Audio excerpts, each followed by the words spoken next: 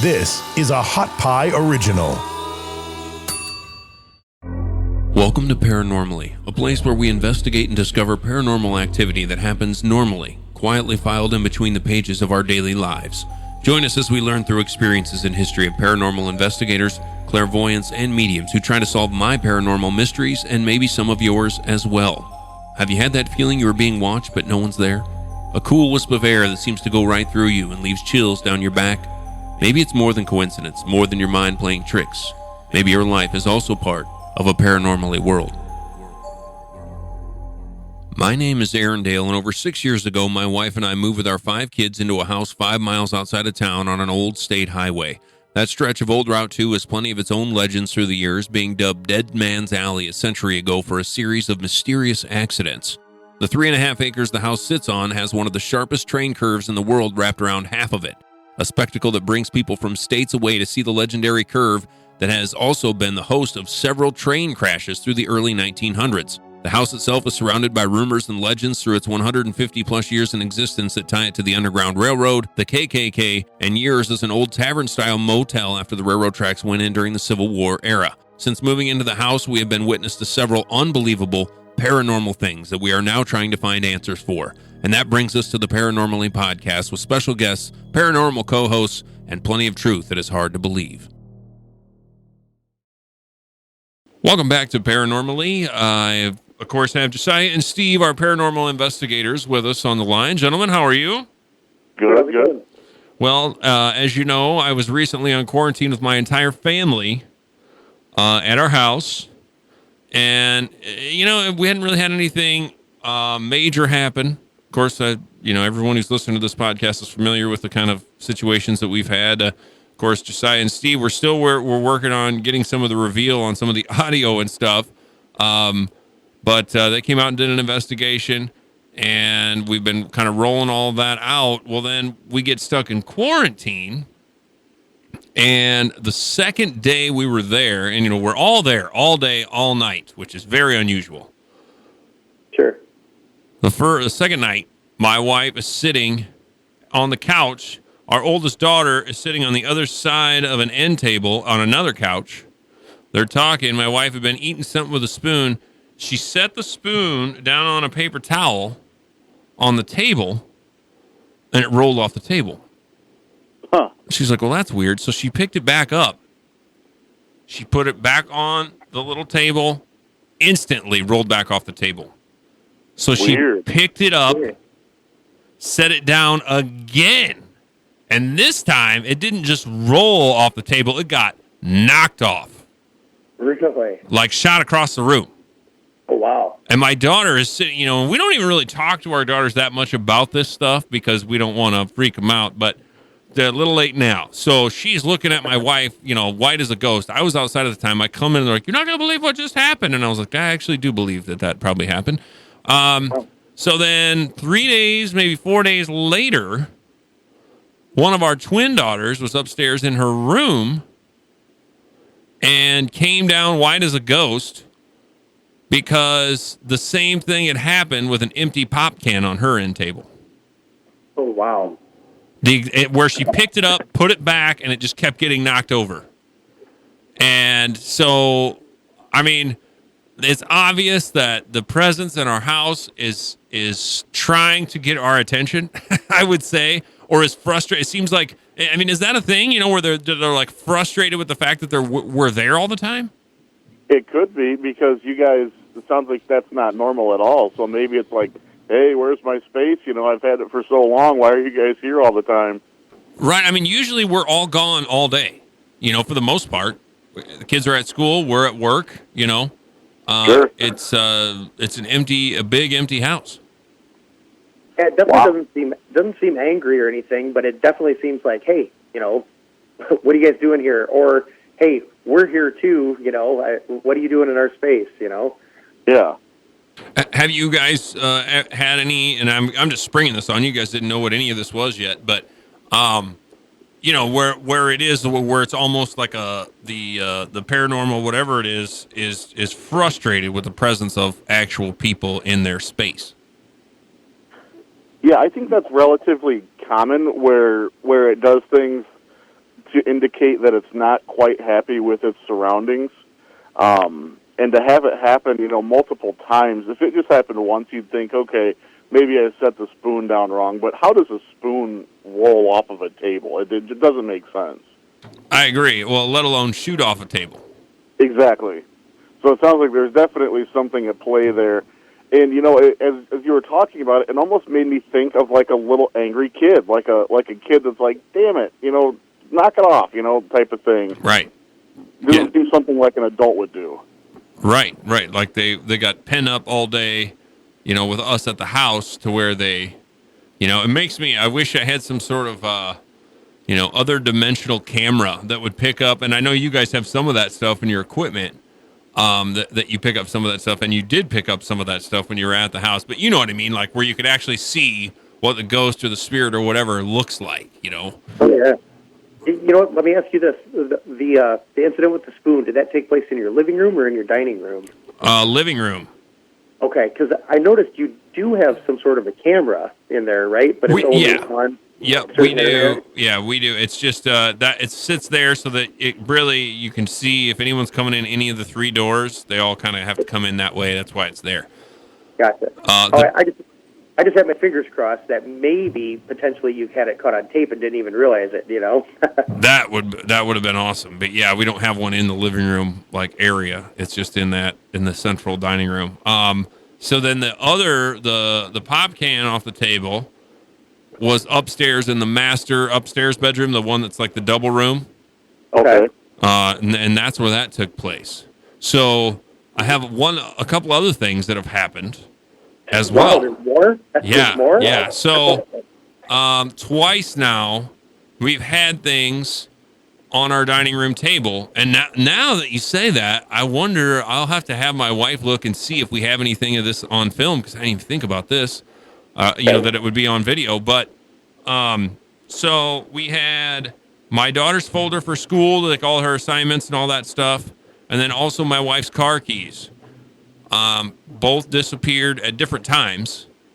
And I mean, we're looking, and obviously in our house, the first place you check is the dining room table, and then there's like a little side table there where that camera is. You check those areas for things first. And these are very common things that are in and out, and we use them all the time, obviously.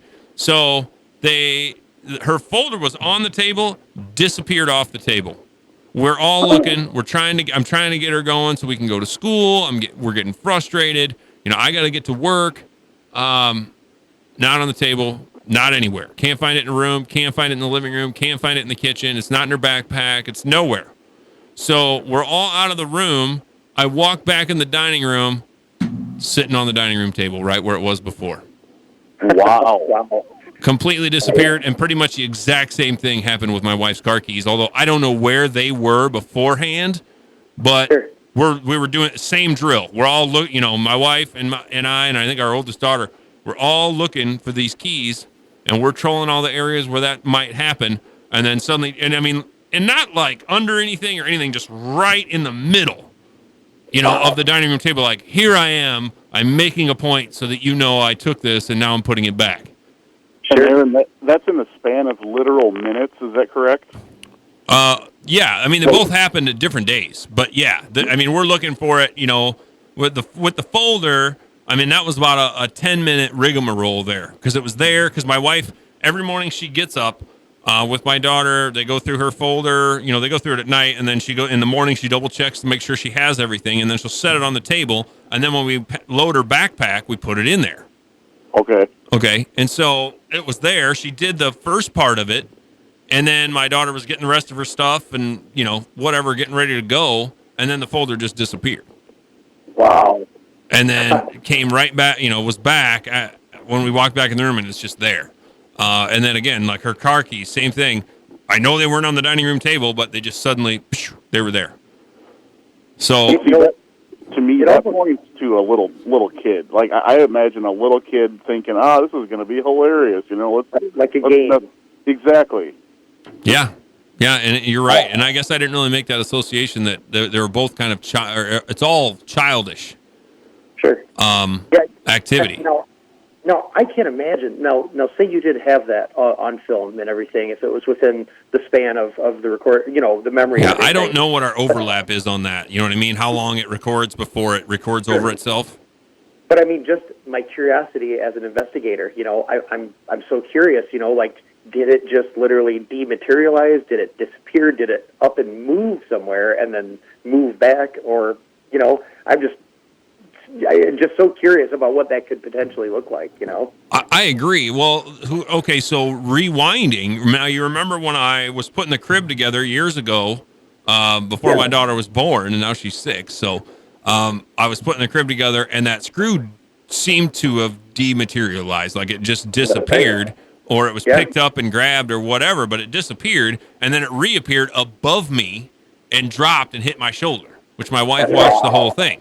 So similar kind of thing, and that's the same deal where they were kind of messing with me, and that's also consistent with the truck. Wow. You know what I mean? Now that we're saying all this, I didn't put any of this together yet, but now that we are, I'm seeing a definite pattern here. Wow, that's incredible. That's exciting. That's actually really exciting. Yeah, and it's not super, I guess, to have something that's moving things constantly, and that almost seems like it's somewhat powerful, like whatever it is has got some oomph behind it. And not in a bad way, but just powerful enough to actually move physical things. That's incredible. And it's interesting that you mentioned that both of these last two occurrences kind of involve your two different daughters and everything, because as we mentioned before, poltergeist activity, which is, the moving around of things and, such as the spoon, the pop can, stuff like that, a lot of times is associated with an adolescent, girl and everything. Yep, it's very common to have that happen. Huh. Yeah, and I remember you guys talking about that, and there's definitely about 2 weeks of the month where I just try to stay outside, and that would actually kind of coincide with that too as well, because it's typically the last and first week of the month for us, and that all happened in the end of the week before last and into last week, kind of spanned out over there while we were in quarantine. Okay, so they did tie. That's super exciting, because considering things were happening for you, like with the shower coming on and different things like that, but it was all really spaced out, like months in between, maybe the fact, like you said, that you guys were there at hours where they expected you to be gone and everything, maybe that just built up, and after a while they just had this huge release, Yeah. I'm super curious now on the history and whether there's ever a kid that died there.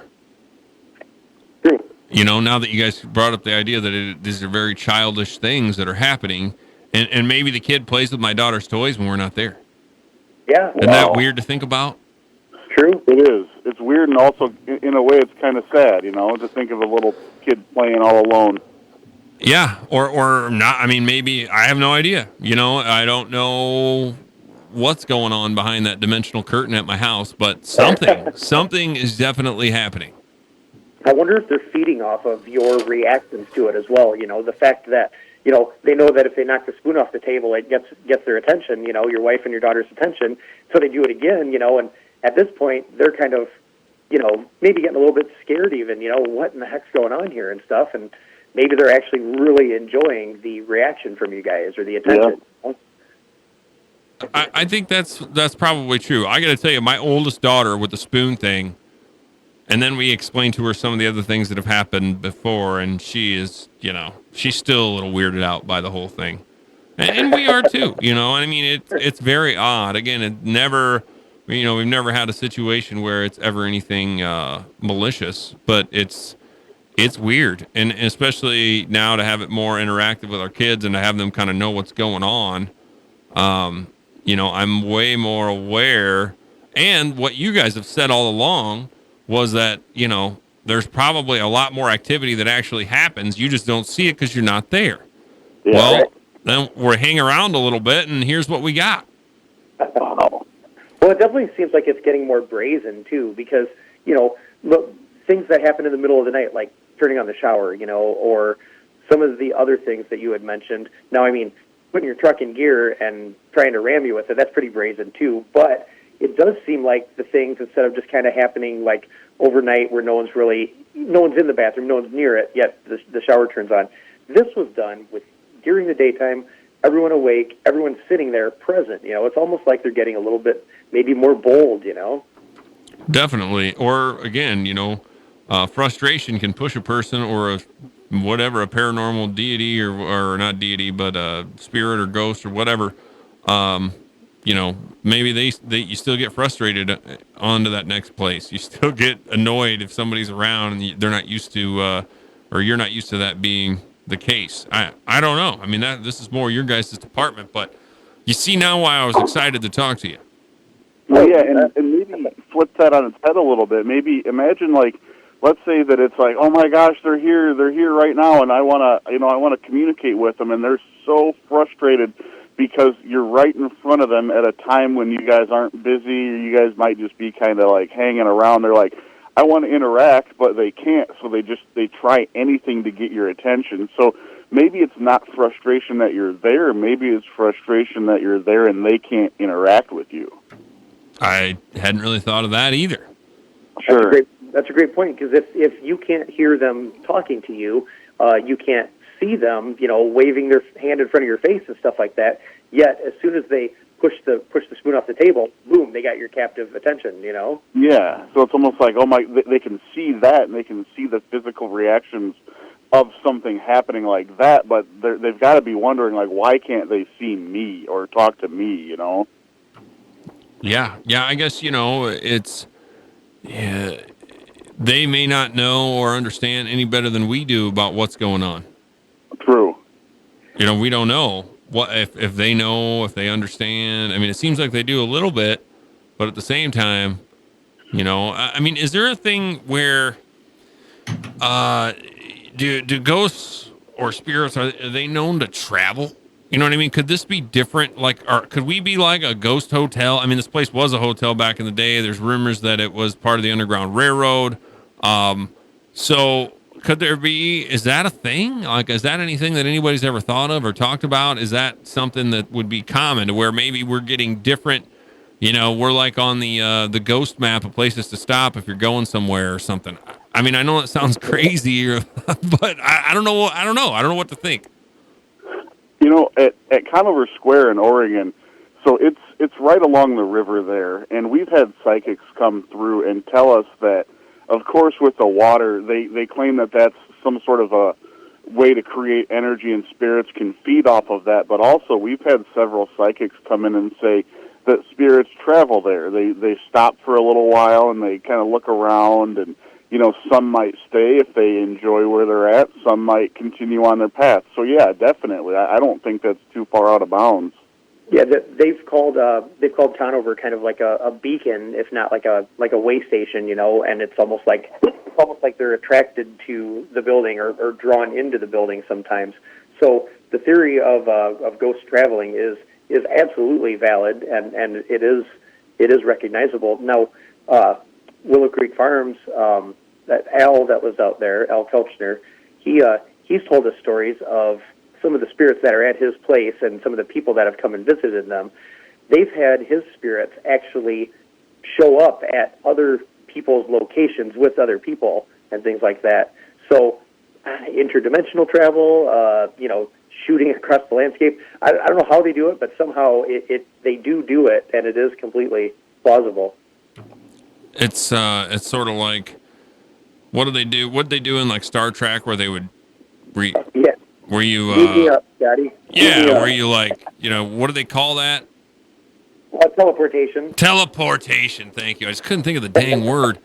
Yeah, I mean, who knows? Maybe they can do that. And I guess if that is a thing where like it's more like a paranormal hotspot than that they're potentially attracted to, I'm guessing that my house would be one of those places. Oh, absolutely. Lucky me. Did you say it used to be a hotel? Was there? The train obviously goes by there. Right. But yes. So you have to. They used to travel by train. I'm sure they would come by wagon and different things like that. So we got any spirit that was traveling or any person that passed away as they were traveling might still be trying to get to their destination, and your house is one of the stops along the way. Yeah, man, that's weird. Weird to think about. Absolutely. Well, it's kind of ironic though too, like we were saying about with your daughter being involved in this and everything. One of the clips, which we'll discuss more when we get into the presentation. But we were just talking about, hasn't been super active, but we've had a few things happen. And, I had mentioned that you had mentioned maybe a small group of us, like a few of your older kids, and maybe your wife and whoever else investigate with us to see if something happens. And that's right when that damn thing said children, the Ovilus device. Right. So there's a lot of tie-ins between the things that are going on, the things that are happening, who's present for them, and, all of this stuff. It's, it's been a weird, and now all my kids are like on high alert, for anything that they see is weird or whatever, like, what was that? What's this? What's going on? And it's just funny, because they're aware of what's going on. And we just felt like that was the right thing to do. Sure. What are we going to try and explain to them that nothing just happened, Right. You didn't see that. Right. Like, you're crazy, So it is what it is. And so that's, and it's kind of a relief for me too, just so, I don't feel like we have to try to hide anything from them, but it is a weird, how the hell do you sit down and talk to your kids about paranormal activity in your house? There's not really a handbook for that. Yep. I've been through it. Usually it's the birds and the bees you got to worry about teaching. Yeah. Right. And that's, I got 13-year-old twins and a 17-year-old daughter. So yeah, I hear you. That's bad enough. Well, I will say this. At least it sounds like they're kind of rolling with it. Like it's not, they're not like, hey, Mom and Dad, can I sleep in your room because I'm too scared to be in my room? It doesn't sound like they're too freaked out by it or scared by it. So you have that going for you anyways, Yeah, and that's true. Well, and we already kind of knew, so it's not like we were real freaked out about what happened. It was kind of like, oh yeah, that's not overly surprising, So yeah, it's just another chapter of weird here.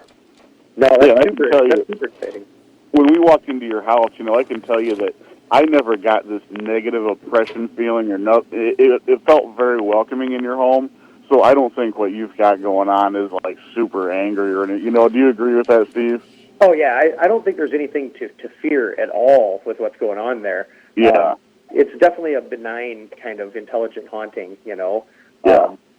I didn't get the sense of that at all. I will say that upstairs, the master bedroom upstairs that you were referring to, we didn't spend a whole lot of time in there. We just kind of popped in, popped out. But there was a feel about that room, Josiah. Do you kind of remember that? That was a computer room, right? Yes. Yes, exactly. It's got that little cove behind the door type thing. Yeah. You could feel something, like maybe like being watched. Oh no, you guys are talking about the first room on the left when you come up the stairs. Well, no, that's the one that we had the activity in. I'm talking about the one you come up the stairs and go straight ahead. Yep, all the way to the back. Yep, that's the one. Yeah, that was the room she was in. Yeah, there's definitely a feel about that room. Although we didn't have anything happen in there, we didn't spend a whole lot of time in there. But yeah, I agree.